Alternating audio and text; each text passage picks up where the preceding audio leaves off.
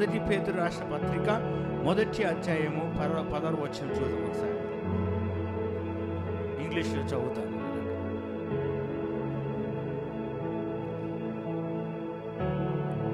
For it is written, be holy because I am holy. So ఏం రాయబడింది? మనం ఎందుకు పరిశుద్ధంగా ఉండాలి అంటే, మన సృష్టికర్త, మన దేవుడు, మన తండ్రి, మన జీవం ఇచ్చిన తండ్రి పరిశుద్ధంగా ఉన్నాడు కాబట్టి. Because he is holy, you have to be holy. ఇంకా there is no other option. నువ్వు ఎప్పుడైతే నువ్వు తండ్రిలాగా, నేను సృష్టించిన సృష్టికర్తలాగా నువ్వు జీవితం జీవిస్తే, నువ్వు అప్పుడు దేవుడిచ్చిన దీవెనలు, దేవుడిచ్చిన వాగ్దానాలు నీ జీవితంలో నెరవేర్చబడతాయి.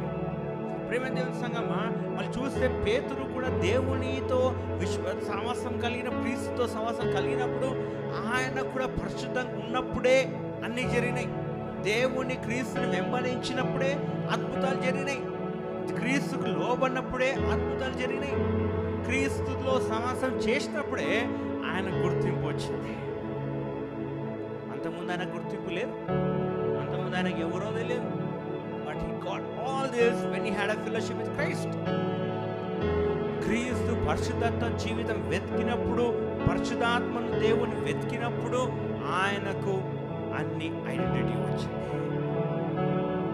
ఆ తర్వాత రియలైజేషన్ తర్వాత he started living for Christ.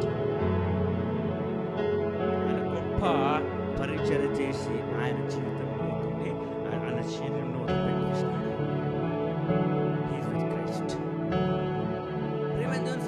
మనం దేవునికి చెందిన వాళ్ళం కాబట్టి, పరిశుద్ధమైన దేవునికి చెందిన వాళ్ళం కాబట్టి, పరిశుద్ధమైన దేవుని బిడ్డలు జీవితము మనము ఒక ఎగ్జాంపుల్గా తీసుకోవాలి.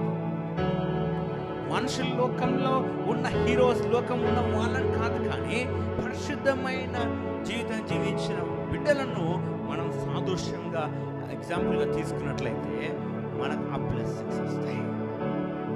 నీతి మంత్రులు జ్ఞాపకం చేసుకుంటా నీకు మేలు ఆశీర్వాదం